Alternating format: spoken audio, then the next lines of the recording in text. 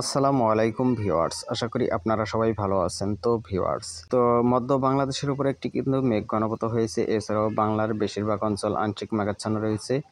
এই মেঘ কিন্তু 10টা থেকে দুপুর 1টার মধ্যে বৃষ্টির সম্ভাবনা রয়েছে ত্রিপুরা, সিলেট, ঢাকা বিভাগের উত্তর পূর্ব অঞ্চল এবং চট্টগ্রাম বিভাগের উত্তরাঞ্চলের এই সমস্ত অঞ্চলে কিন্তু বৃষ্টির সম্ভাবনা রয়েছে এই মেঘের প্রভাবে।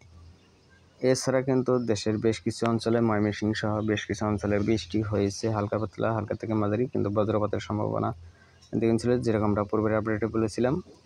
এছাড়াও আগামী দিনেও কিন্তু বৃষ্টির সম্ভাবনা রয়েছে। মেঘ ও বজ্র মোড থেকে আপনাদেরকে দেখে দেব। তো আজকে কিন্তু মোটামুটি বেশ ভালো বৃষ্টির প্রবেশ ঘটেছিল। তো রাতের দিকেও কিছু কিছু অঞ্চলে নতুন করে বৃষ্টির সম্ভাবনা রয়েছে, যেমন দক্ষিণবঙ্গে বৃষ্টির সম্ভাবনা রয়েছে দুপুর 3টার পর থেকে রাত্রি 12টার মধ্যে। চট্টগ্রাম এবং বরিশাল, খুলনার কিছু অঞ্চল সহ। এছাড়াও নতুন করে কিছু কিছু অঞ্চলে স্থানীয় মেঘের সম্ভাবনা রয়েছে, যার কারণে হালকা থেকে হালকা মাঝারি বৃষ্টির সম্ভাবনা রয়েছে। আগামীকাল দেশের বেশ কিছু অঞ্চলে হালকা থেকে মাঝারি বৃষ্টির সম্ভাবনা রয়েছে বজ্রপাত সহ। পরবর্তী সময় কিন্তু আরও বৃষ্টির পরিমাণ বেড়ে যাওয়ার সম্ভাবনা রয়েছে।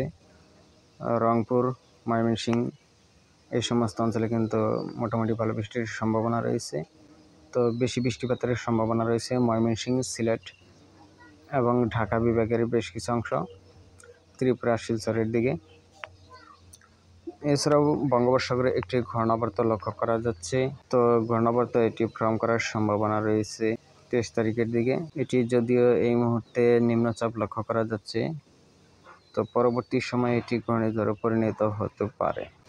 তো এখন পর্যন্ত আমাদের লাস্ট আপডেট অনুযায়ী যা গতিবেগ লক্ষ্য করা যাচ্ছে, তাতে এটা কিন্তু প্রায় ঘূর্ণিঝড়ের কাছাকাছি গতিবেগ তুলে করার সম্ভাবনা রয়েছে 61 কিলোমিটার। গাস্টিং অনেক বেশি রয়েছে। গাস্টিংটা আমরা একটু যদি দেখে নিই, তাহলে কিন্তু গাস্টিং 83 কিলোমিটার, 86 কিলোমিটারের মতো সর্বোচ্চ গাস্টিং থাকার সম্ভাবনা রয়েছে।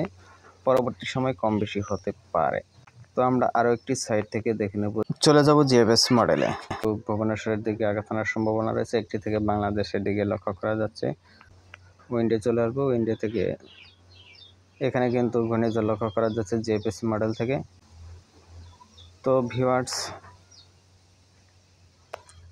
জিএফএস মডেল এবং কিন্তু এশিয়ান মডেল দুইটি সাইটই কিন্তু আমরা দেখে নিলাম। এছাড়াও রাতের দিকে আরও বিস্তারিত আপডেট দেওয়ার চেষ্টা করবো ইনশাল্লাহ। তো ভিউয়ার্স, ভিডিওটি এ পর্যন্ত। তখন পাশে থাকার জন্য ধন্যবাদ। আসসালামু আলাইকুম রহমতুল্লাহ।